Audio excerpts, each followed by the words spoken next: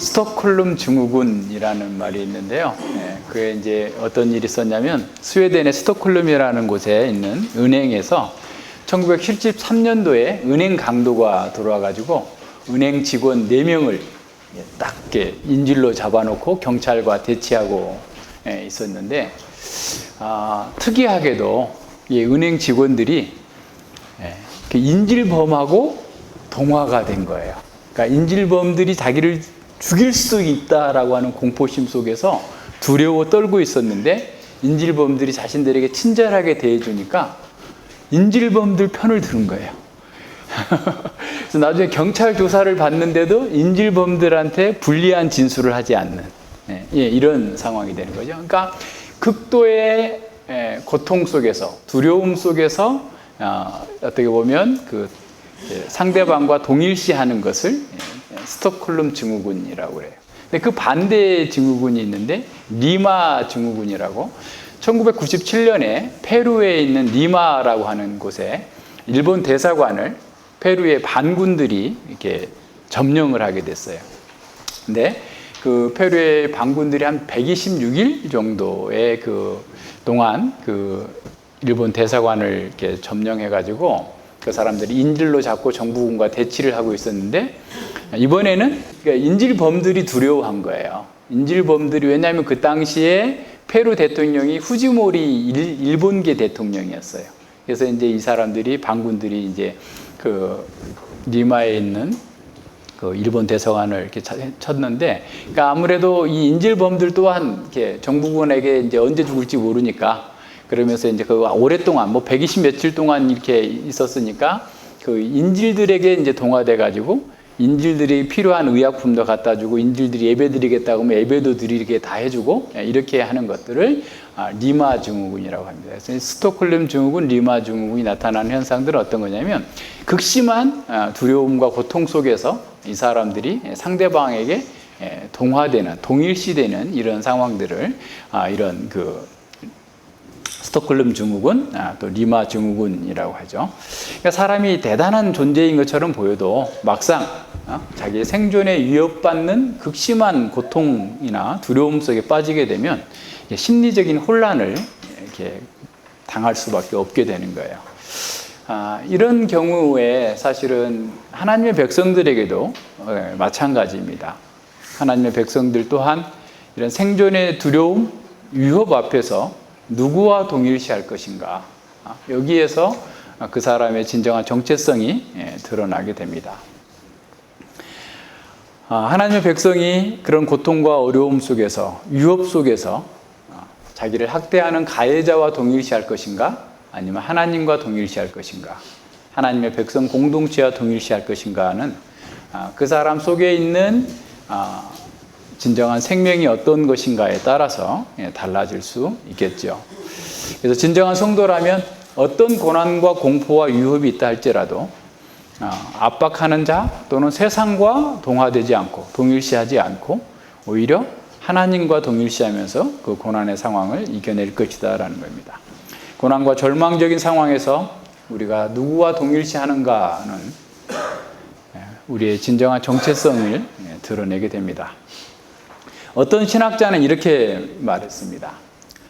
고통으로 인해서 우리는 연약해지지 않는다. 고통은 우리가 얼마나 연약한 존재인지를 드러낼 뿐이다. 고통이 연약해지는 것이, 고통 때문에 연약해지는 것이 아니라 이미 연약한데 고통을 통해서 우리가 얼마나 연약한 존재인지를 드러낸다라는 겁니다. 동시에 고통은 우리가 무엇을 붙잡고 있는지를 분명하게 보여줍니다. 이 시편 31편은 몸과 영혼이 다 같이 부셔지는 고통 속에서 탄식하면서 하나님께 신뢰하고 기도하고 감사와 찬양을 올려드리는 그런 시입니다. 우리가 누구와 동일시하고 무엇을 사랑하는 사람인지, 이 고통이라고는 이 불보다 더 분명한 시금석은 없을 것입니다.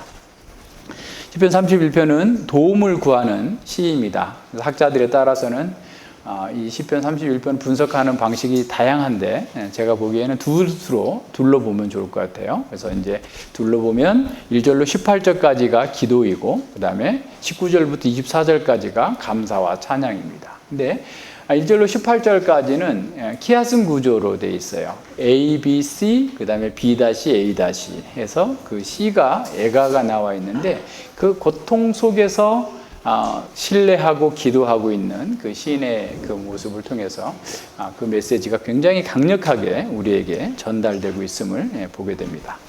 그런데 19절에 가서 갑자기 이제 감사와 찬양으로 나타나는데 이게 왜 그럴까라고 생각해 보면 아마 제의적인 문맥에서 주어졌다고 한다면 18절과 19절 사이에 제사장과 선지자의 신탁이 있었을 거다라고 보는 것이 가장 적절한 것 같아요. 그래서 이제 아직 고난의 상황이 있지만 이미 주어진 신탁을 받고 나서 이미 구원받은 것처럼 감사와 찬양으로 나아가는 것이 19절입니다.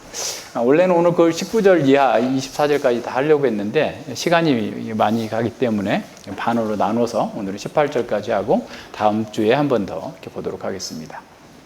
자, 먼저 1절로 5절을 봅니다. 여호와여 내가 주께 피하오니 나로 영원히 부끄럽게 마시고 주의 의로 나를 건지소서라고 그랬죠. 여기 1절과 5절에 보면 첫 번째 기도가 나오는데 내가 여호와께 피하오니 또 나 영원히 부끄럽게 마시고 또 이렇게 건지시고 견고한 바위와 구원하는 보장이 되시고 주는 나의 반석과 산성이시니 주의 이름을 인하여 나를 인도하시고 지도하소서 비밀이 친 그물에서 빼어내소서 주는 나의 산성이십니다. 또 나의 영을 나의 생명을 주의 손에 부탁합니다. 진리 하나님 여호와여 나를 구속하셨나이다 라고 하는 계속해서 반복되고 있어요. 그러니까 구원을 요청하는 기도가 계속해서 단어들이 반복되면서 여호와께 피하는 시인을 구원해 달라고 하는 아주 간절함이 절절히 배어 나올 수 있도록 그렇게 했습니다.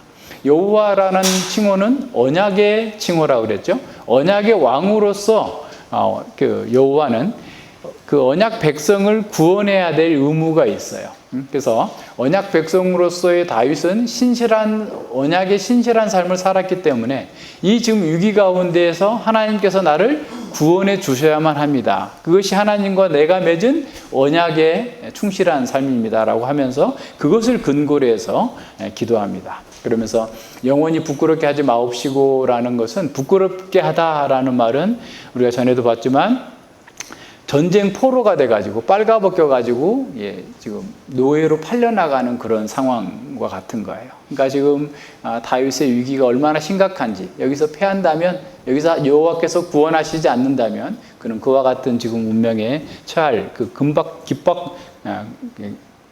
긴급한 그런 상황에 있음을 아뢰면서 기도하고 있는 겁니다. 그래서 주의 의로 나를 건지소서라. 그러니까 주님이 의로우시다면 나를 반드시 건지셔야만 합니다. 주님이 의로우시다면 언약에 신실하게 행하셔야 되고 그 언약에 신실하게 행하시는 것 때문에라도 나는 구원받아야 됩니다. 라고 기도하고 있는 거예요. 그러니까 기도할 때 우리는 하나님께서 말씀하시고 하나님께서 가지고 계신 성품의 근거에서 기도하는 거예요. 그러니까 하나님께서 갖고 계시지 않는 것, 하나님께서 하실 수 없는 것, 하나님께서 약속하시지 않는 것이 아니라 이미 약속한 것. 이 지금 기도가 앞뒤로 감싸고 있는데 그 기도가 전부 다 보면 하나님의 성품과 하나님의 약속과 하나님의 사역을 근거로 해서 계속해서 기도하고 있는 것을 보게 됩니다. 또 3절에서도 주의 이름을 인하여 나를 인도하시고 기도하소서 그랬죠. 그러니까 자신의 구원은 다윗을 구원하시는 것은 다윗의 안전과 또 구원뿐만 아니라 다윗을 구원하심으로써 하나님의 이름과 하나님의 영광이 달려있다라는 사실을 근거해서 기도하고 있는 겁니다. 만약에 신실한 백성을 구원하지 않는다면 하나님의 이름에 수치를 남기게 될 겁니다.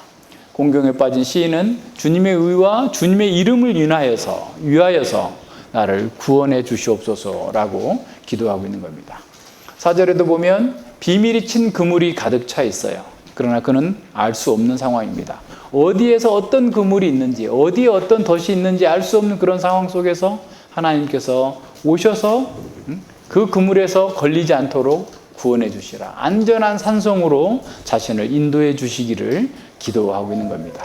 한 치 앞도 알 수 없는 그런 상황 속에서 어느 방향으로 가야 될지, 어떤 선택을 해야 될지 오직 하나님께서 저를 인도해 주시고 붙들어 주시길 바랍니다 라고 기도하고 있는 거죠. 그래서 5절에서 내가 나의 영을 주의 손에 부탁하나이다.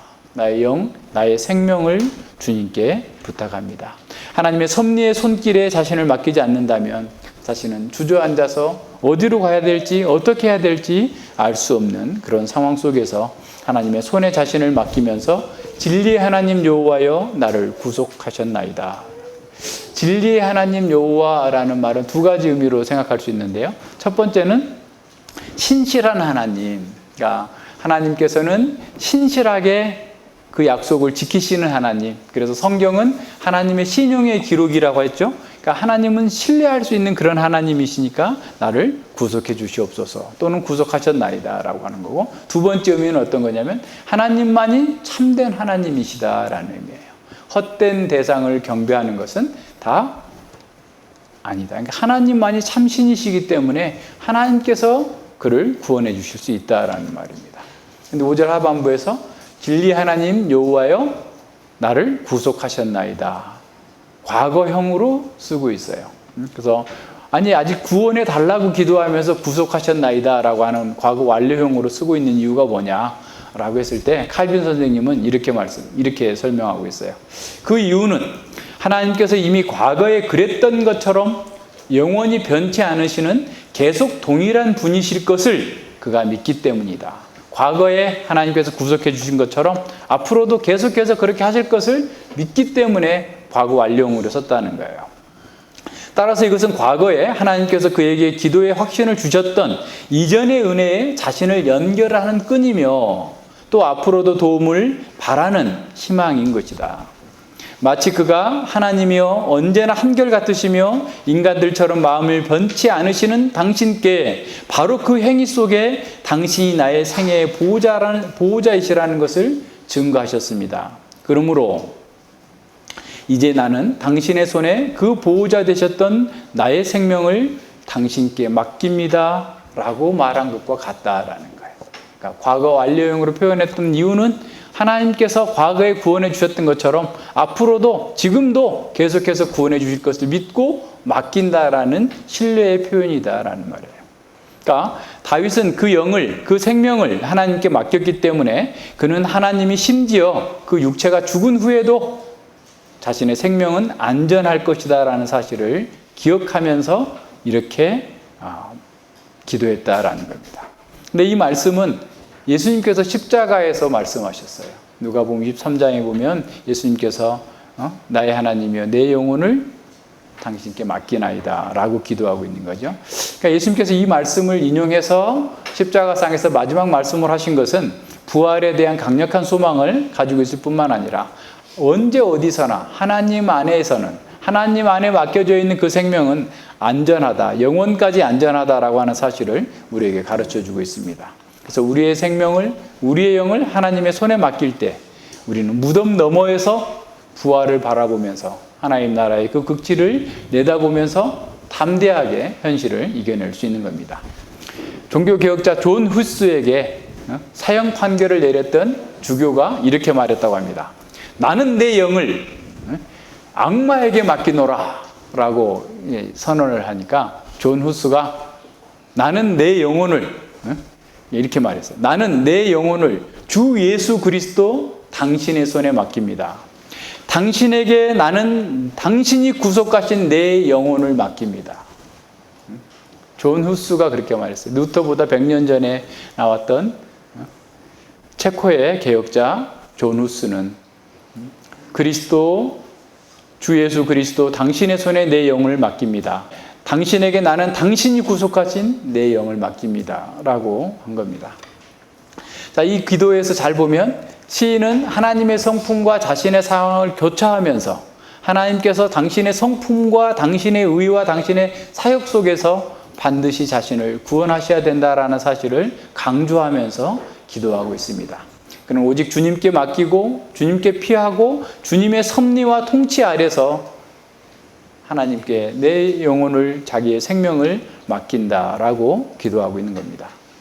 우리도 환난 속에서 영혼이 부끄럽게 되지 않을까라고 하는 두려움에 잠길 때가 있습니다. 이런 상황에서 우리는 어디로 피합니까? 가족들과 사람들을 찾아다닙니까? 아니면 동기 동창생을 찾습니까? 부자인 친척이 먼저 떠오릅니까? 아니면 이리저리 해결책을 찾다가 자포자기하면서 앉아 있습니까? 우리도 다윗처럼 언약의 하나님, 진리의 하나님께 나아가야 됩니다. 그 하나님께 피해 나아가야 됩니다. 하나님의 의와 하나님의 이름을 믿고 의지하면서 그분께 우리의 상황을 알리고 그분께 우리의 생명을 맡기면서 여호와 하나님께서 이 세상을 창조하셨고 다스리시는 그 하나님께 우리가 온전하게 맡기고 기도하면서 나아가야 됩니다. 다윗이 이렇게 기도하게 된 그 근거가 6절로 8절에 그 신뢰의 단락에 나옵니다. 시인은 이 진리의 하나님 여호와에 대한 신뢰가 자신의 과거의 경험과 함께 아주 아름답게 제시해주고 있어요. 내가 허탄한 거짓을 숭상하는 자를 미워하고 여호와를 의지하나이다. 내가 주의 인자하심을 기뻐하며 즐거워할 것은 주께서 나의 곤란을 감찰하사 환난 중에 있는 내 영혼을 아셨고 나를 대적의 수중에 금고치 아니하셨고 내 발을 넓은 곳으로 세우셨음이니이다 그랬어요. 진리 하나님을 믿고 의지하기 때문에 허탄한 거짓, 우상을 숭배하는 자들을 미워한다라고 얘기합니다. 언약에 충실한 하나님의 백성들은 언약을 배반하고 헛된 우상을 찾아가는 사람들을 미워하는 겁니다. 그것이 곧 자신이 언약에 충실하다는 증거이기 때문에 그런 거예요. 그래서 시인은 언약 공동체의 일원으로서 주님만을 신뢰하고 의지했다라고 선언하고 있습니다.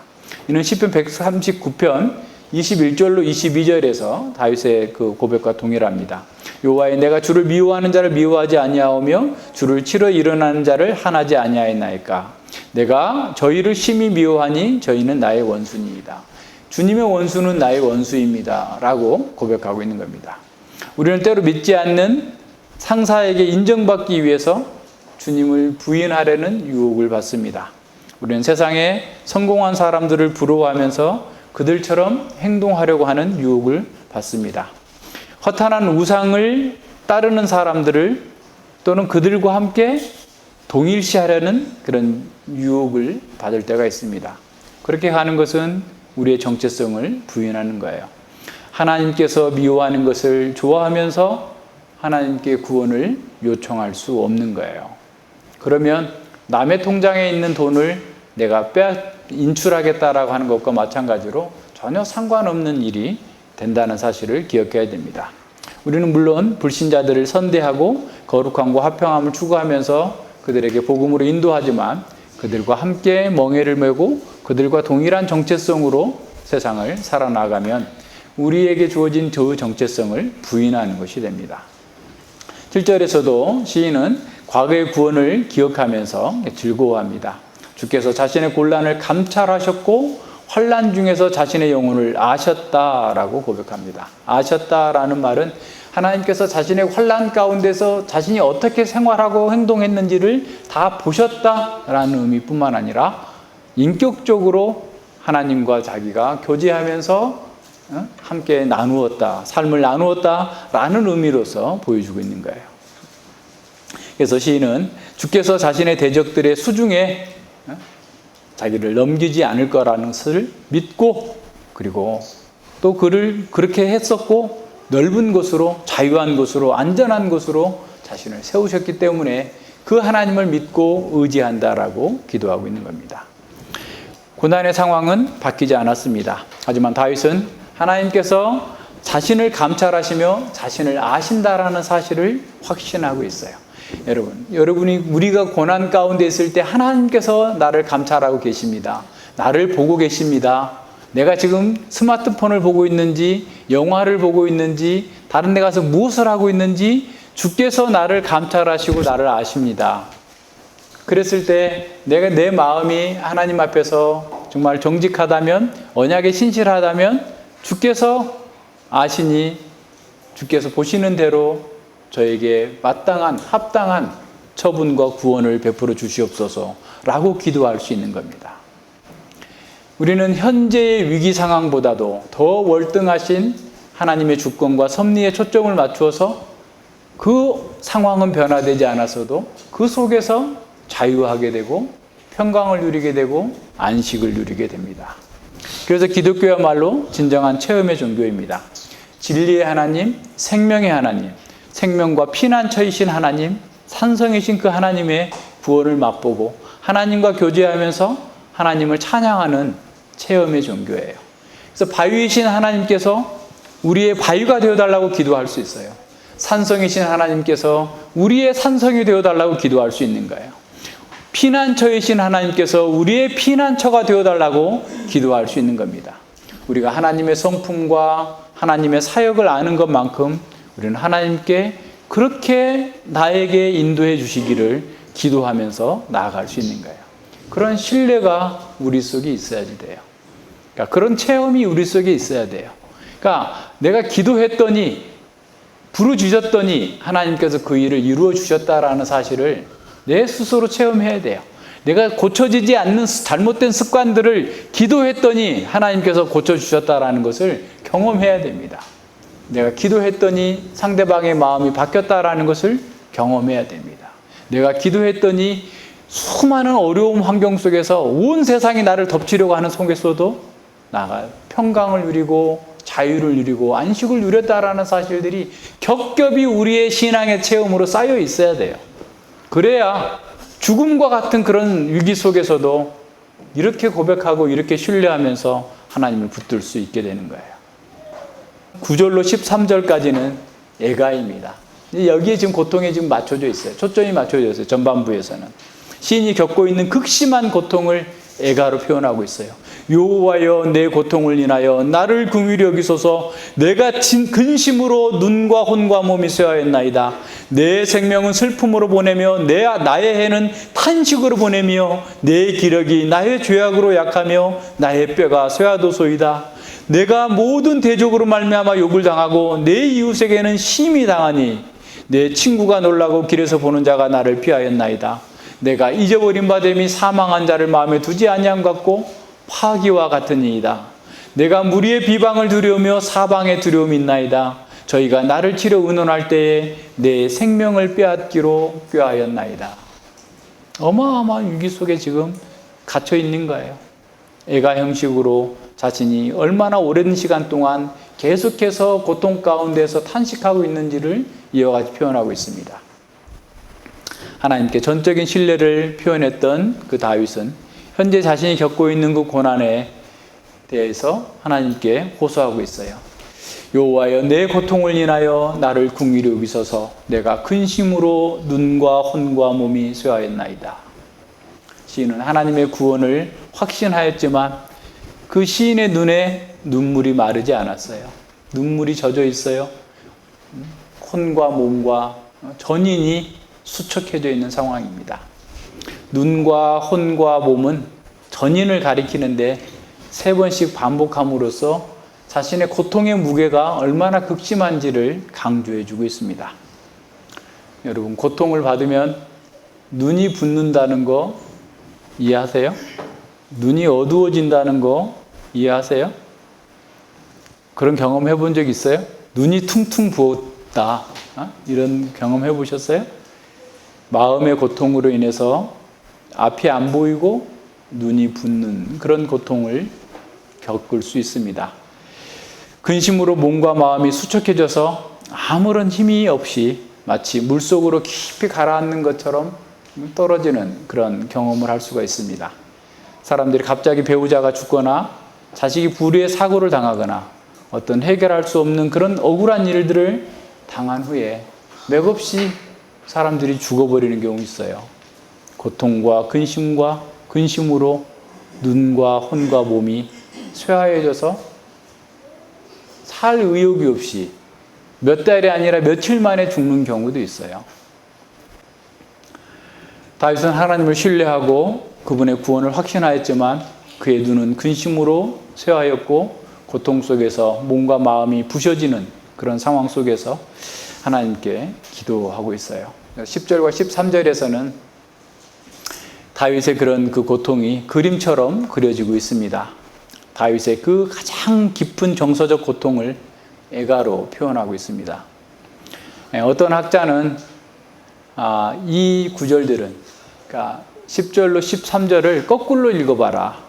그러면 더 잘 와닿는다라고 얘기합니다. 그게 무슨 말이냐 하니까 고통에서 시작해서 고통의 이유를 말하는 구절로 이렇게 나가는데 순서는.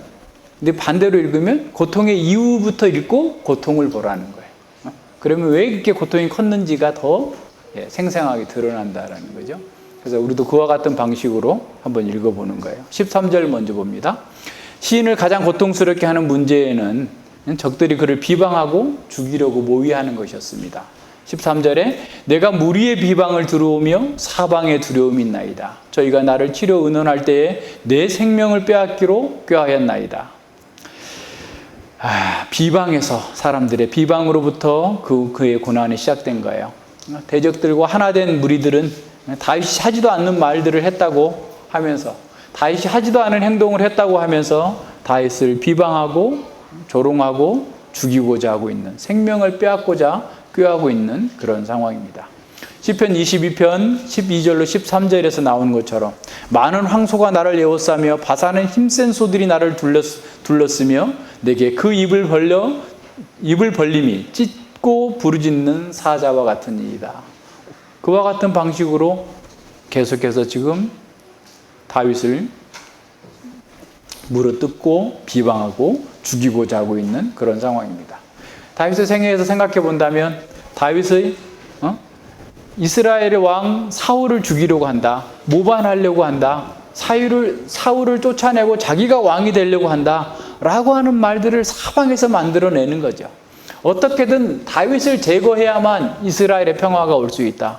다윗을 없애버리는 것이 이 나라의 하나님 나라가 굳건하게 설 수 있는 일이다.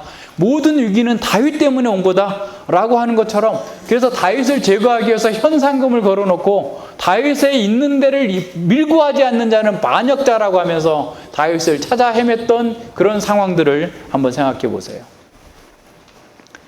그런데 한번 생각해 보세요. 만약에 다윗이 단 한 번이라도, 단 1초라도 자신이 사울을 없애버리고 자기가 왕이 되려고 했다거나 자기의 추구를 위해서 이스라엘 왕국을 위태롭게 만들었다고 한다면 억울하지 않았을 거예요. 한 번이라도 그런 생각을 했다면, 조금이라도 그런 의도가 있었다면 그런 취급을 당해도 나는 나쁜 사람이야 라는 식으로 생각하면서 회개하고 돌이켰을 거예요. 그러나 다윗은 하나님과 이스라엘 백성들 앞에서 자기 영광을 위해서 누군가를 속이거나 진리를 왜곡하거나 왕을 업신여기거나 그 어떤 것도 한 적이 없어요. 오히려 왕을 죽일 수 있는 상황, 자신이 고통에서 벗어날 수 있는 그런 상황 속에서도, 수모를 벗어날 수 있는 그런 상황 속에서도 참고 인내하면서 오히려 그 고난을 짊어지고 살았던 사람이에요. 다윗은 하나님과 이스라엘의 왕국의 안위를 가장 소중하게 생각했기 때문에 자신을 죽이려고 했던 그 사울을 제거하지도 않았습니다. 그런데 대적들은 다윗이 가장 소중하게 생각했던 바로 그것을 뒤집어서 다윗의 전생에 부정해버리는 거예요. 다윗은 하나님을 악하게 하는 자고 하나님을 이용해서 자신의 영광을 추구하는 사람이야. 하나님의 나라를 위태롭게 하면서까지 자기 이익만을 생각하는 악한 사람이야. 그래서 그는 이 땅에서, 이 하나님 나라에서 제거해버려야 돼 라고 하는 비방을 듣고 있는 거예요. 그런데 더 고통스러운 것은 그런 비방이 무리들로부터 오는 것이 아니라 더 심하게는 자신의 이웃들에게서 오는 거예요. 11절과 12절 보세요. 내가 모든 대적으로 말미암아 욕을 당하고 모욕을 당하고 멸치를 당하고 짓밟힘을 당하고, 그런데 내 이웃에게는 힘이 당하니, 내 이웃이 자신을 알고 있는 친척과 가족과 친구들이 더 다윗을 멸시하고 다윗을 조롱하고 모욕하고 있는 거예요. 내 친구가 놀라고 길에서 보는 자가 나를 피하였나이다. 내가 잊어버린 바 됨이 사망한 자를 마음에 두지 아니한 것 같고 파기와 같이 깨진 그릇처럼 여김을 받고 있습니다 라고 얘기합니다. 다윗에게 직접적인 혜택을 받았던 사람들도 대적이 되어서 다윗을 대적하고 경멸하고 조롱합니다. 더 고통스러운 것은 가장 가까운 친척, 가족 안에까지라도 다윗이 모멸감을 느끼도록 비방하고 고통스럽게 하는 거예요. 사람들은 이런 경험을 할 때 하늘이 무너지고 땅이 꺼진 것 같다라고 얘기합니다. 다른 사람은 몰라도 자기를 편들어주고 변호해주고 지지해줄 것으로 생각했던 가족과 이웃과 친구들이 자신을 경멸하고 자신을 핍박하고 있는 그런 상황 속에서 자신의 생명처럼 아꼈던 사람들이 자신을 배반하는 것을 느끼면서 그는 가라앉을 수밖에 없는 내 눈과 혼과 몸이 다 부셔지나이다 라고 말할 수밖에 없는 상황이 되는 겁니다. 교회에서도 생명처럼 아꼈던 성도가 배반하면서 조롱합니다. 잘 가르치는 장로를 2배나 존경할 자로 알라라고 그랬는데 2배나 멸시할 자로 알아요. 다른 사람한테는 인사를 하는데 목사한테는 인사를 안 합니다. 고통스러운 일이에요. 자신을 무엇보다도 생명처럼 생각하고 이렇게 살아왔던, 지켜줘야 하는 그런 가족과 친구와 교회가 오히려 너는 하나님을 배반했어. 너는 하나님의 백성을 사랑하는 것이 아니야. 너는 위선자야. 라고 비난하고 조롱하고 경멸할 때 그 사람의 마음이 어떤 마음이 들겠어요? 가장 사랑했던 사람들이 전염병처럼 자신을 피하는 것을 보면서 어떤 생각을 하겠습니까? 자신의 목숨을 걸고 지켰던, 보호했던 그 사람들이 자신을 깨진 그릇 대하는 것처럼 멸시하고 무시한다면 어떤 생각이 들겠습니까? 시인은 바로 이런 상황에서 탄식하고 있는 거예요. 이제 10절을 보십시오.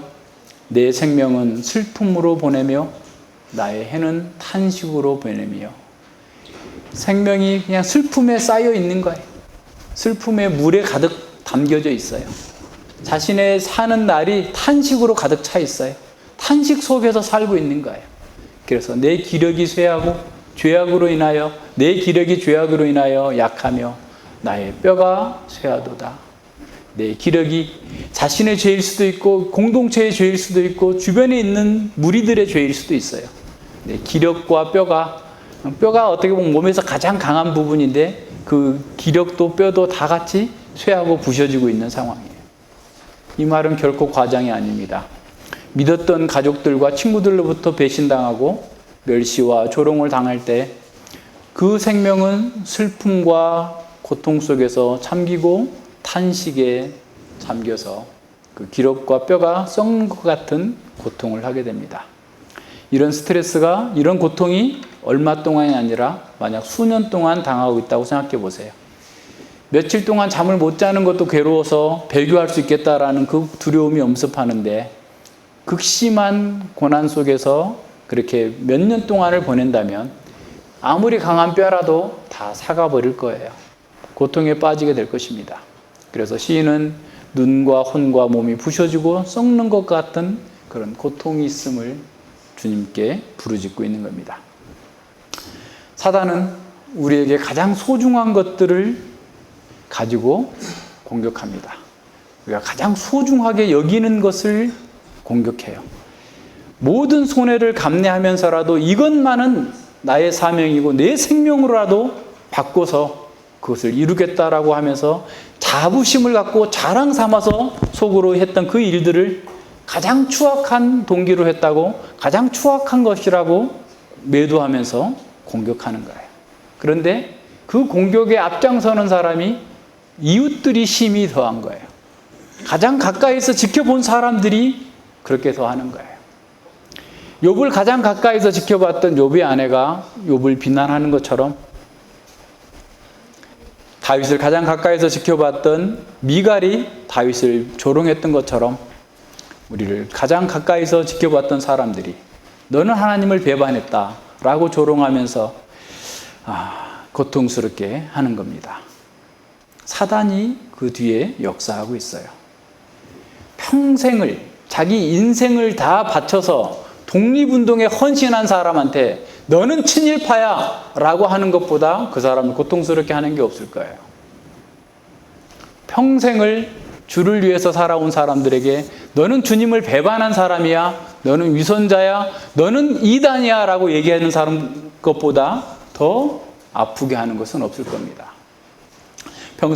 다윗은 평생 주님을 사랑하고 주님의 뜻대로 살기 위해서, 주님의 뜻을 이루기 위해서 수많은 손해와 고난을 감내했습니다. 타협하지 않았고 주님의 길로 가기 위해서 수많은 수모와 고난을 마다하지 않았습니다.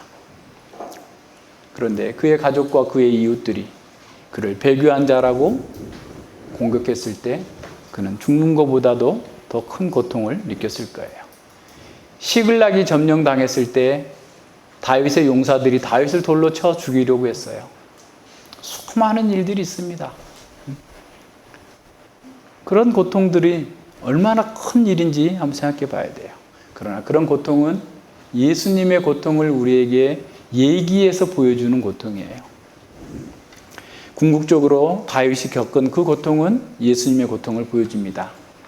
다윗이 가장 가까운 사람들에게 배신당하고 고난 가운데서 무너지는 경험을 했던 것은 예수님께서 가장 가까운 가족들로부터 외면당하고 제자들로부터 제자의 손에 팔렸고 제자들로부터 버림을 당했고 예수님께서 긍휼히 여기면서 치료해 줬던 그 모든 사람들로부터 다 따돌림을 당하고 그들마저도 예수님을 향하여서 조롱하고 비방하고 있는 그 모습을 보게 된 겁니다.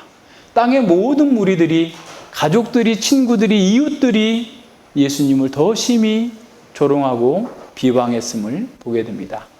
마태복음 27장 39절로 44절입니다.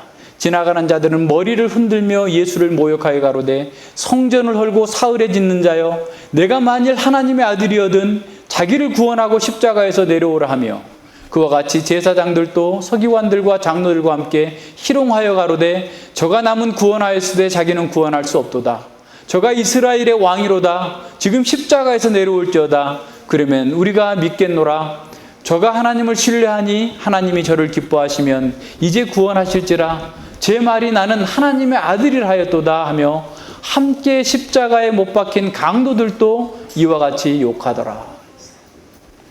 하나님께서 예수님을 버리셨어요. 나의 하나님, 나의 하나님, 어찌하여 나를 버리셨나이까? 온 우주와 땅 모든 곳에서 예수님을 지지하고 있는 것은 오직 피 묻은 십자가 외에 아무것도 없었어요.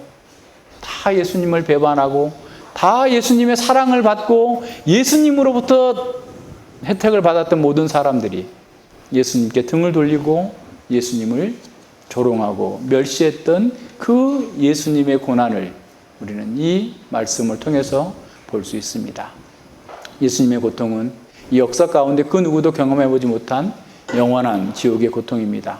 모든 뼈들을 셀 수 있을 만큼, 모든 뼈들이 사가 들어가는 것만큼 물과 피를 다 쏟는 것보다 더 큰 눈과 몸과 혼이 다 부셔지는 그런 고통을 우리에게 보여주셨습니다. 죽음과 같은 큰 고통 속에서 다윗은 어떻게 했을까요? 많은 사람들이 시인을 죽이려고 작정하고 달려들고 있어요. 깨진 그릇처럼 취급하면서 소외시키고 무시하고 있는 상황입니다. 겉에서 지켜보는 사람들이 마치 저 시인이 어떻게 될 것인가? 도대체 저 사람이 살 수 있을까? 살아남을 수 있을까? 가장 가까이 있었던 그 친구들마저도, 이웃들마저도 그를 모욕하면서 길거리에서도 아예 피하고 있는 상황입니다. 그의 아내와 가족들도 그를 멸시하고 버렸습니다. 모든 주변 사람들이 마치 그를 죽은 자처럼 그림자 취급을 하고 있습니다. 이런 상황에서 과연 이 사람은 견뎌낼 수 있을까? 정말 신앙을 지켜낼 수 있을까? 오랫동안 하나님께서 응답하지 않는 언제 끝날지도 모르는 이 고난 속에서 그가 견뎌낼 수 있을까? 의지할 수 있을까? 하지만 시인은 물러서지 않습니다. 오히려 고통 속에서 그는 단호하게 선언합니다. 여호와여 그러하여도 나는 주께 의지하고 말하기를 주는 내 하나님이시라 하였나이다. 그리하여도 나는 주님을 의지합니다. 그리하여도 하나님은 내 하나님이십니다. 그리하여도 누가 뭐라고 그래도 하나님은 나의 하나님이시고 나의 힘은 하나님이십니다. 라고 고백하고 있습니다. 어떤 사람들이 멸시하고 조롱하고 나를 더 큰 고난 가운데 몰아넣는다 할지라도 그리하여도 나는 주는 내 하나님이십니다 라고 고백할 것이라고 선언하고 있습니다. 그리하여도 신앙이 진정한 신앙입니다. 온 세상이 나를 버려도, 그리하여도 온 가족이 나를 버려도, 그리하여도 내 육체가 썩음에 들어가도, 그리하여도 나의 가장 신뢰하던 친구가 나를 배반하여도, 그리하여도 나를 가장 억울하게 비방하고 죽음에 넘길지라도, 그리할지라도 주는 내 하나님이라, 주는 내 하나님이라 라고 고백하겠습니다. 나는 그 안에서 나의 생명의 길이 있습니다. 나의 삶의 길이 있습니다 라고 선언하고 있습니다. 그리하여도 신앙은 온 세상이 대적하여도 물러서지 않는 굳건한 신앙입니다. 그리하여도 신앙은 육신이 무너지는 고통 속에서도, 아픔 속에서도 무너지지 않습니다. 그리하여도 신앙은 마음의 염려와 고통과 눈이 퉁퉁 부어오르는, 앞이 보이지 않는 그런 상황 속에서도 주님을 볼 수 있는 신앙입니다. 그리하여도 신앙은 사탄과 그 모든 세력들이 한꺼번에 공격해온다 할지라도 물러서지 않는 신앙입니다. 당신에게, 여러분에게 진정으로 그리하여도 신앙이 있는가가 문제입니다. 우리의 상황이 문제가 아닙니다. 우리의 상황과 주변 사람들을 원망하지 않아야 됩니다. 자신을 봐야 합니다. 우리 속에 진정으로 그리하여도 신앙이 있는가? 그럴지라도 온 세상을 이길 수 있는, 온 세상이 나를 대적하고 내가 망하고 부서진다 할지라도 주는 내 하나님이십니다 라고 하는 신앙이 우리에게 있는가? 이게 우리의 가장 중요한 문제입니다. 다른 것은 다 부차적인 겁니다. 2차적인 거예요. 느부갓네살 왕이 다니엘의 세 친구를 불 속에 집어넣으려고 할 때 다니엘의 세 친구가 뭐라고 말하죠? 다니엘서 3장 16절 하반부 보면 느부갓네살이여, 우리가 이 일에 대하여 왕에게 대답할 필요가 없나이다. 만일 그럴 것이면 왕이여, 우리가 섬기는 우리의 하나님이 우리를 극렬히 타는 풀무 가운데서 능히 건지시겠고 왕의 손에서도 건지시리다. 그리 아니하실지라도 왕이여, 우리가 왕의 신들을 섬기지도 아니하고 왕의 세우신 금신상에 절하지도 아니할 줄을 아시옵소서. 당신이 우리를 죽인다 할지라도, 그리하여도 우리는 이 신앙에 대해서 왕에게 대답할 필요조차 없습니다. 이렇게 얘기하는 거예요. 그리하여도 신앙은 하나님께서 구원하지 아니하실지라도 나는 오직 하나님만이 내 하나님이시다 라고 고백하는 신앙을 붙들겠다라고 하는 순교적 신앙입니다. 극심한 고통과 두려움 속에서도 절대로 굽히지 않는 신앙, 어떤 위협과 공포와 회유와 압박 속에서도 진리의 하나님만을 찾는 그 신앙, 그 하나님께만 동일시하는 신앙, 이것이 진정한 신앙입니다. 그리하여도의 신앙입니다. 요한계시록 14장 11절과 12절 한번 찾아보세요. 요한계시록 14장, 시간이 갔어도 잠깐 보겠습니다. 요한계시록 14장 11절과 12절에 보세요. 엄청난 압박 속에서 많은 사람들이 다 짐승에게 굴복하고 있는 그런 상황 속에서 그 고난의 연기가 세세토록 올라가리로다. 짐승과 그 우상에게 경배하고 그 이름의 표를 받는 자는 누구든지 밤낮 쉬지 못하리라. 너무나 고난스러워서, 고통스러워서 짐승의 표를 받는 거예요. 우상의 표를 받는 거예요. 우상에게 경배하는 거예요. 그러나 12절에 그리하여도의 신앙을 가진 이 성도들은 인내가 여기 있나니 저희는 하나님의 계명과 예수의 믿음을 지키는 자니라. 그리하여도 신앙을 가진 사람들은 14장 1절에 보세요. 그 이마에 어린 양의 이름과 그 아버지의 이름 쓴 것이 있도다. 하나님의 백성들은 상황이 어떠하든지 상관하지 않고 오직 내가 주는 내 하나님입니다 라고 고백하는 사람들입니다. 역사 가운데 수많은 순교자들이 그리하여도 신앙이 있었기 때문에 콜로세움에서 사자의 밥이 되면서도 하나님을 찬양하면서 기쁘게 죽을 수 있었어요.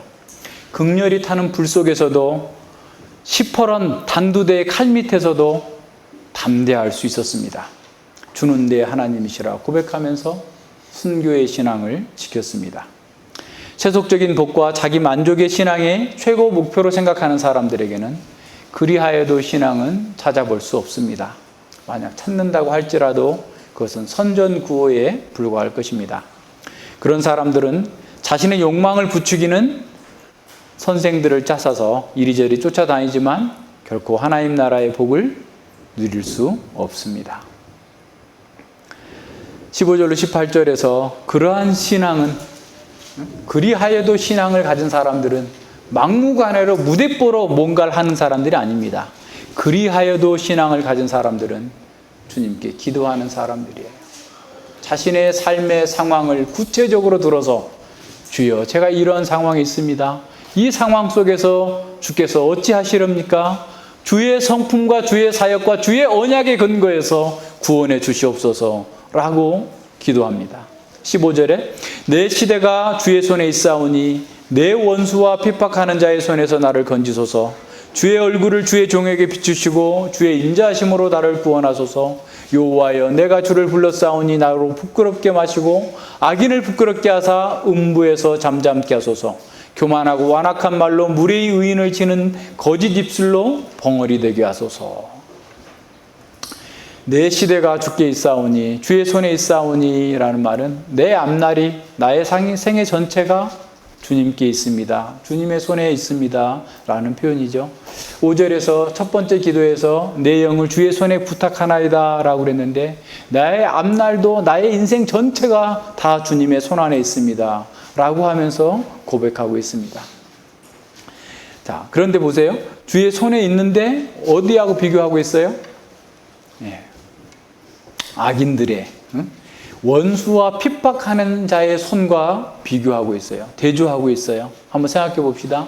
시인을 압제하는 그 원수들의 손, 압력 강한 이 세상의 권력을 쥐고 있는 자가 지금 온 땅을 샅샅이 이잣듯이 뒤지면서 지금 그를 잡아내려고 억누르고 있는 그런 상황 속에서 그 대적의 손만 보면, 핍박하는 자의 손만 보면 아무것도 볼 수가 없어요.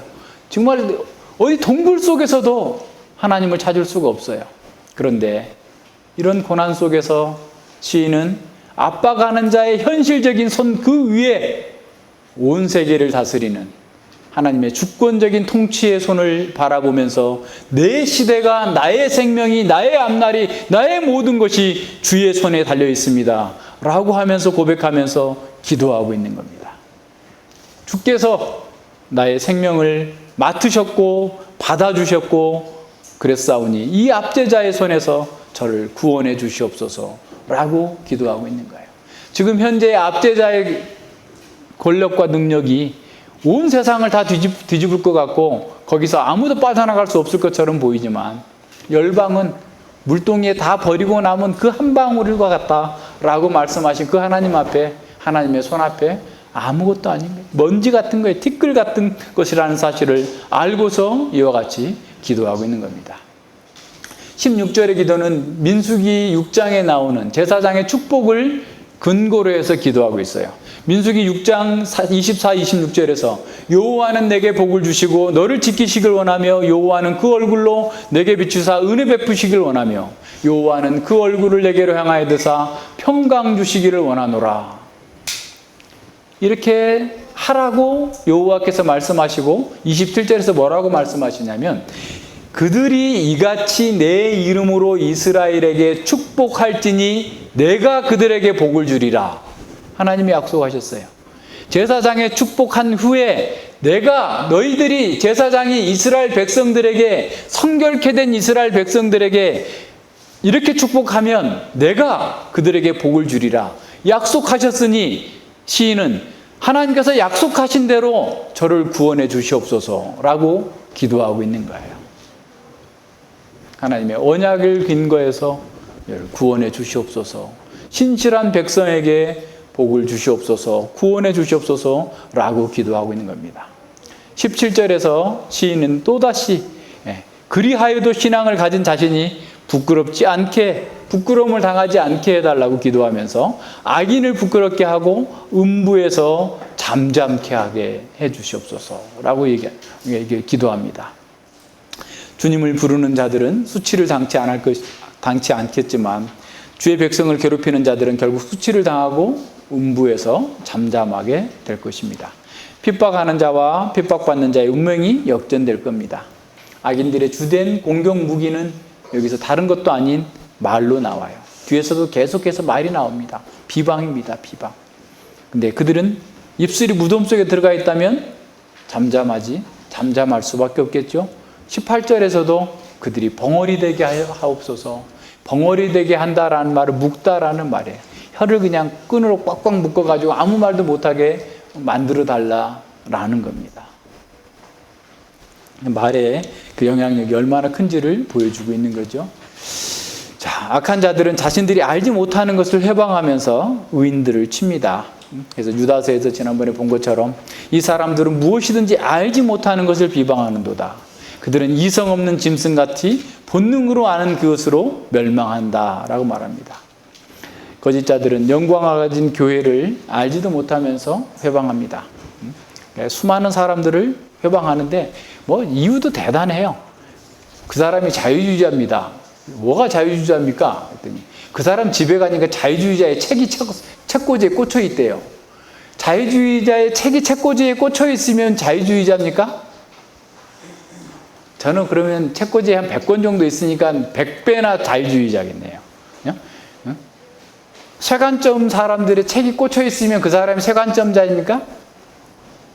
무식하기는. 사람들이 뭘 제대로 알고서 얘기하는 게 아니에요. 뭔가 좀 알면서 얘기를 하면 그래 그냥 뭐 좀 토론이라도 할 수도 있고 뭔가 좀 합리적으로 이성적으로 대응을 할 수가 있는데 알지도 못하면서 아니 자유주의자의 책이 책꽂이에 꽂혀 있으니까 자유주의자라니, 공산주의 마르크스 책이 꽂혀 있으면 공산주의자에 자기가 빨간 안경을 쓰고서 다 보면서 빨갱이 그러는 거예요. 자기 빨간 안경을 빼야지 제대로 똑바로 볼 거 아니에요. 자기 눈에 들보가 들어있으면서 누군가를 이렇고 저렇고 계속 판단하고 있는 거예요. 이야, 참 너무 안타까워요. 그런 걸 보면 사람들이 자기를 봐야지, 자기를. 자기가 하나님 앞에서 누구인지, 어떤 상태인지, 내가 정말 하나님 앞에서 제대로 보고 있는지 이걸 봐야지. 그 왜 자꾸 이 교회와 성도들을 정죄하는 그 자기가 마치 심판의 기준이고 자기가 마치 재판장인 것처럼 하나님의 자리에 앉아가지고 사람들을 이렇게 괴롭게 하는 그런 일들을 이렇게 벌이고 있는데 회개해야 됩니다. 시인은 그런 사람들에 대해서 하나님께서 심판해 주시기를 위해서 기도해요. 교만하고 완악한 말로 무례히 의인을 치는 거짓 입술로 벙어리 되게 하소서. 이것은 개인적인 차원의 복수가 아닙니다. 악인을 심판함으로써 하나님의 공의가 확정되고 하나님만이 참 하나님이시고 하나님만이 주권자라는 사실이 드러나기를 간절히 기도하고 있는 거예요. 완악하고 교만한 말, 무례히 의인을 치는 거짓 입술들은 결국 벙어리가 될 겁니다. 진실이 아니기 때문에 실체를 만들어낼 수가 없어요. 자기의 수치의 거품을 품는 그런 바다의 거친 물결처럼 실없는 소리를 쏟아내고 열매 없는 가을 나무처럼 불쌍한 존재들이 될 것입니다. 이런 사람들은 심판을 피하지 못해요. 진리의 하나님을 부인하고 믿음을 조롱하면서 거룩한 성도들을 조롱하고 위협하는 모든 사람들은 결국 입을 닫게 될 것입니다. 최종 심판 때에 정죄당할 때에 입은 있으나 유구무원이거늘이라고 할 수 있을 정도로 아무 할 말이 없게 될 것입니다. 자, 피는 물보다 진하다는 말이 있습니다. 피를 나는 가족 간의 사랑은 그 어떤 인간적인 관계보다도 사랑으로 연합되어 있습니다. 그러나 하나님의 백성들에게는 피보다도 가족보다도 언약의 피, 하나님이 더 사랑이 더 진합니다. 그만큼 더 큰 사랑으로 하나로 연합된 삶을 사는 거죠. 이는 이 세상의 가족 관계는 일시적인 것이지만 언약으로 맺어진 하나님의 가족 관계는 영원하기 때문입니다. 언약은 하나님께서 우리와 맺은 특별한 관계의 토대예요. 특별 언약이죠. 그러나 가족과 또한 교회와 또 국가와 사회의 모든 제도의 토대 또한 일반 은혜의 언약 가운데 주어진 겁니다.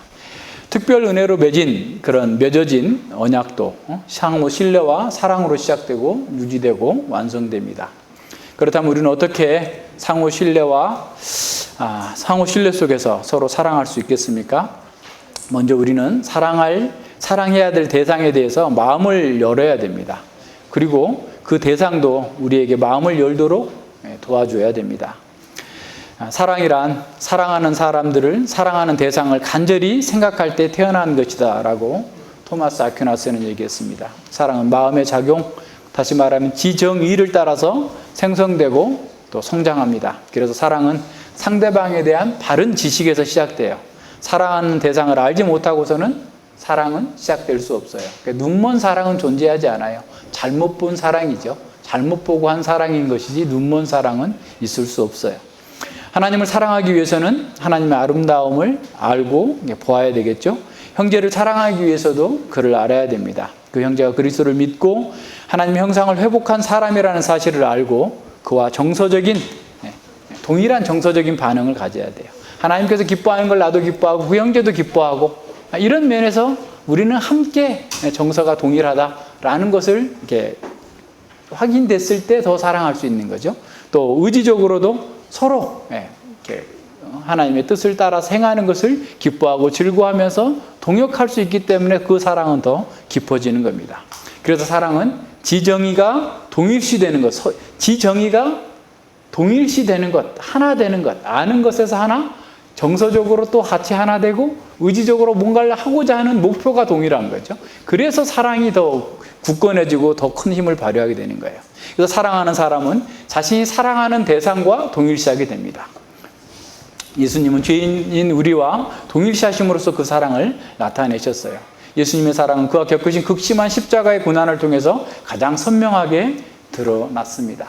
예수님은 극심한 고통 속에서도 그러하여도 아버지여 내 영혼을 아버지의 손에 부탁하나이다 라는 기도로 아버지에 대한 신뢰를, 사랑을 나타냈습니다. 또한 예수님께서는 십자가에서 수많은 조롱과 거짓된 고소를 퍼붓는 사람들을 향해서도 아버지여 저희를 사하여 주옵소서 자기 하는 것을 알지 못함이니이다 라고 기도하셨습니다. 언약을 배반한 우리의 모든 죄는 십자가에서 언약적 저주를 짊어지신 예수님 안에서 사함을 받았습니다. 이제 우리는 하나님의 은혜 언약 안에서 영원한 의를 얻고 자유와 안식을 누립니다. 언약은 우리를 제한하는 올무가 아니라 우리를 자유케 하고 안식과 평강을 누리게 합니다. 시편은 언약에 충실한 사람을 의인이라고 해요. 선한 사람이라고 하지 않고 의인이라고 나옵니다. 의인들의 기본 특징이 뭐냐면 하나님을 의지하는 것입니다. 의인들은 죽게 피하며 구원을 받고 부끄러움을 당치 않고 하나님의 풍성한 은혜를 누리게 됩니다. 여호와께 피함이 사람을 신뢰함보다 나으며 여호와께 피함이 방백을 신뢰함보다 낫다라고 얘기하는 거죠. 그래서 의인은 어떤 큰 핍박과 압박 속에서도 사람이나 재물을 의지하지 않고 고난이 심하면 심할수록 하나님을 신뢰하고 하나님과 동일시하고 하나님께 피난처를 삼는 거예요. 그래서 시편 62편 8절에서는 백성들아 시시로 그를 의지하고 그 앞에 마음을 토하라 하나님은 우리의 피난처시로다 라고 선언합니다. 의인들은 여호와를 경외하는 사람입니다. 여호와를 경외한다라고 하는 것은 단지 그분을 예배하고 감정적인 두려움을 갖는 것이 아니라 아브라함이 모리아 산에서 이삭을 바친 것처럼 순종하는 것으로 하나님을 신뢰하고 순종하는 것이 바로 여호와를 두려워하고 경외하는 겁니다. 어떤 사람들은 언약적 순종을 강조하면 율법주의라고 비방합니다. 하나님의 법에 순종하라고 강조하면 복음을 훼손하는 거라고 또 주장하는 거예요. 그러나 실상은 그런 자들이 복음과 하나님의 영광을 회방하는 자들입니다. 왜냐하면 그런 사람들은 하나님의 영광이 아니라 자기 영광에, 자기의 안위에 초점을 맞추기 때문에 그런 얘기를 하는 거예요. 하나님의 영광을 추구하는 사람이 하나님의 말씀을 순종하지 않을 수 있겠습니까? 더욱이 순종하면 하나님이 좋은 게 아니고 목사가 좋은 게 아니고 자신이 좋은 거예요, 자기가. 하나님 나라의 복은 하나님께 순종하는 것으로 주어지는 거예요. 그래서 언약적 순종은 하나님 나라의 복을 누리게 하는 통로예요, 통로. 나를 위해서 순종합니까? 교회를 위해서 순종합니까? 본인을 위해서 순종하는 거예요. 그런데 그게 왜 나빠요? 자신을 위해서 순종하라는 게 나쁜 얘기입니까? 나쁘게 들리는 사람한테 나쁜 거죠. 어리석은 사람들은 오직 믿음으로라고 하는 개혁자들의 이신칭 교리를 오해해서 값싼 신앙주의로 바꿔버렸습니다. 어떤 형태의 신앙도 선행도 의로운 것도 우리의 칭의의 조건은 될 수 없어요. 하지만 선행은 구원의 결과로서 반드시 나타나야 되는 열매예요. 구원은 은혜로 말미암고 믿음으로 받습니다. 하지만 그 구원은 의로운 성품과 거룩한 삶으로서 입증돼야 돼요. 그래서 스펄전 목사님은 이신칭의와 그리스도의 의의 전가를 말하면서도 성화를 무시하는 거룩한 삶을 살려고 하지 않는 사람들에 대해서 다음과 같이 경고하고 있습니다. 너무나 많은 신앙 고백자들이 거룩하게 하는 성령 하나님의 사역에 무관심하면서 자신들이 정가된 의를 가지고 있다는 생각으로 만족하는 거예요. 그러면서 마음대로 사는 거예요. 값싼 신앙주의는 거짓 복음입니다. 그런 복음을 전하는 자들은 삶을 변화시키는 성령 하나님의 열매를 입증하는 것을, 성령의 열매를 내놓으라고, 보여라고 얘기하지 않아요. 그들은 믿음을 단지 하나의 행위로 간주할 뿐 회개나 변화를 입증하는 더 이상의 증거는 필요하지 않다라고 얘기합니다. 값싼 신앙주의는 중생이 인간의 결단으로 이루어진다는 것처럼, 그렇게 주장하는 것처럼 허구예요, 허구. 행위로서 구원을 얻는다라고 말하는 것만큼이나 치명적인 오류입니다. 그래서 존 메가드 목사님은 값상 신앙주의는 양심의 소리를 묵살하고 거짓 확신을 부추긴다고 강조하면서 이렇게 말씀합니다. 현대 복음주의는 결신, 통계, 강단의 부름, 속임수, 미리 짜여진 각본에 따른 연출, 설득, 감정의 조정은 물론 심지어는 위협까지도 서슴지 않는다. 현대 복음주의의 메시지는 값싼 신앙주의와 지나치게 단순한 요소들로 이루어진 불협화음을 내고 있다. 불신자들은 마음속으로 예수님을 받아들이고 그분을 구주로 영접하거나 복음의 사실들을 믿기만 하면 된다는 말을 듣는다. 물론 예수님을 믿는다고 고백하지만 그 믿음이 행위에 아무런 영향도 미치지 못하는 수많은 사람들의 삶에서 확인할 수 있는 대로 그 결국은 처참한 실패뿐이다. 그러니까 말씀대로 살아야 된다고 아무리 강조해도 살기가 어렵잖아요, 우리. 그죠? 계속 기도하면서도 실패하면서 또 기도하고 이렇게 나가는데 아예 그런 말조차 하지 않으면 삶에서는 처참하게 무너지는 거지. 맨날 믿는 사람이나 안 믿는 사람이나 똑같아. 믿는 사람의 냄새조차도 안 나. 그렇게 살고 싶으면 그렇게 살면 돼요. 그러나 구원받을 생각은, 하나님 나라의 복을 누릴 생각은 아예 애당초 하지 말아야 됩니다. 치명적인 오류예요. 얼마나 많은 사람들이 구원받지 못했는데도 구원받았다고 착각하고 있는지 그 누가 짐작할 수 있겠는가? 제 말이 아닙니다. 오늘날 미국에서 가장 영향력 있는 목사님 한 분의 얘기예요. 참된 성도는 세상과 가족과 자기 자신보다도 하나님과 동일시되기를 열망하는 사람입니다. 참된 성도는 하나님 사랑을 말씀에 순종하는 것으로 표현하기를 즐거워하는 거예요. 우리가 늘 찬송하잖아요. 내가 주의 법을 어찌 그리 사랑하는지요. 내가 그것을 종일 묵상합니다. 주의 법도로 인하여서 내가 명철케 되었으므로 모든 거짓 행위를 미워하나이다. 하나님을 사랑하는 것은 이것이니 우리가 그 계명을 지키는 것이라. 하나님을 사랑하면 그 계명을 지키는 것이에요. 그 계명들은 무거운 것이 아니로다. 사랑하기 때문에 그 계명을 지키는 게 무거운 게 아니에요. 대저 하나님께로서 난 자마다 세상을 이기느니라. 자기의 부패함을 이기느니라. 죄악을 이기느니라. 세상을 이기면 이것이니 우리의 믿음이다. 진정으로 믿는 사람은 세상에게 굴복하지 않아요. 자기의 죄성에게 굴복하지 않아요. 하나님 사랑하기 때문에 오히려 그는 거룩하고 화평하고 평강을 누리면서 그것들을 이겨냅니다. 성도는 온전하지 않을지라도 늘 마음이 하나님을 향해 가도록 자기 마음을 지키고 조정합니다. 성도는 자기 시대가 하나님의 손에 있음을 알기 때문에 자기의 지혜와 세상의 방식으로 자기의 삶을 개척하려고 하지 않습니다. 고난과 억압과 슬픔과 고통 속에서도 악과 악인들이 아니라 하나님과 동일시합니다. 많은 사람이 스톡홀름 증후군에 빠져서 삶의 두려움과 고통 때문에 믿음의 길에서 떠납니다. 하지만 성도는 어떤 상황에서든지 하나님과 동일시하고 하나님을 의뢰합니다. 그리하여도 나는 주께 의지하고 말하기를 주는 내 하나님이라 하였나이다. 하나님이시라 하였나이다. 하지만 거짓 성도는 언약에 순종하지 않으려고 변명들을 찾아냅니다. 참된 믿는 사람들은 어떻게 하든지 하나님 말씀대로 살까? 이것에 대해서 더 고민한다면 거듭남이 없는 사람들은 오히려 순종하지 않으려는 변명을 찾기에 바쁘다는 거예요. 그들이 구제의 불능인 이유는 성경에서 언약을 배반할 구실을 찾고 있어요. 너무나 놀라운 일입니다. 성경은 이렇게 말했는데 당신은 왜 이렇게 말합니까? 부분적으로 알고서 그렇게 얘기하는 거죠.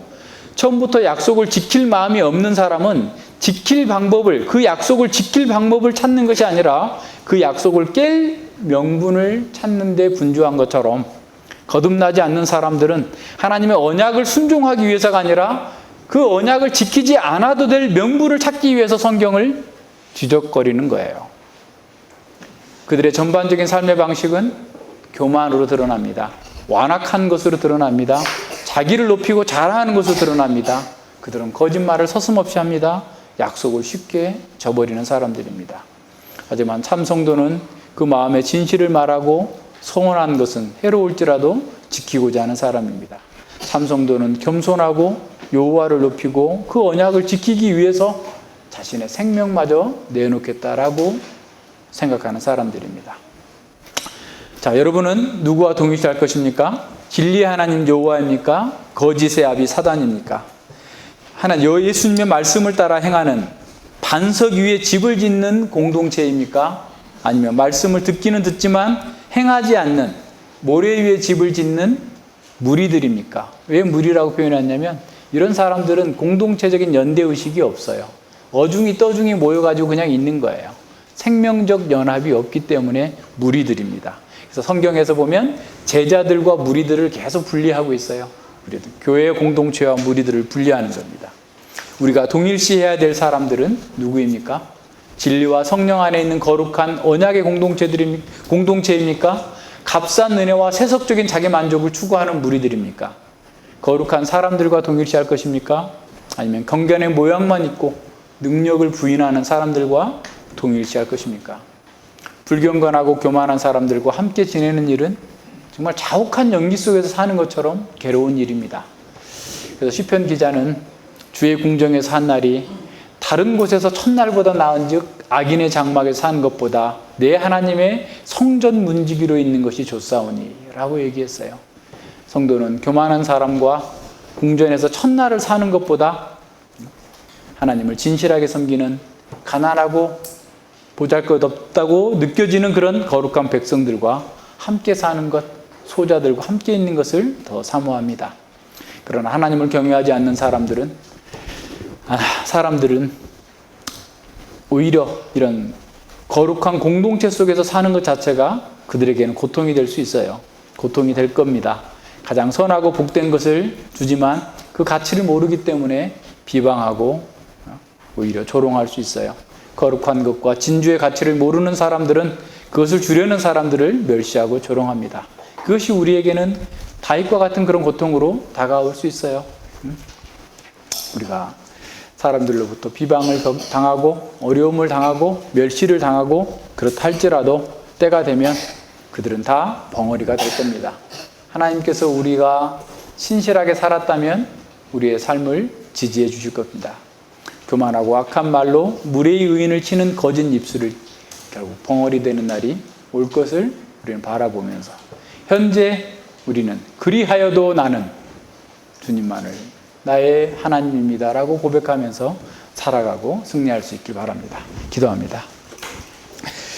하나님 아버지 감사를 드립니다. 주께서 우리가 고난 가운데 있을 때 무엇을 바라보고 어디를 바라보며 누구에게 피해야 될지를 가르쳐 주시니 진실로 감사를 드립니다.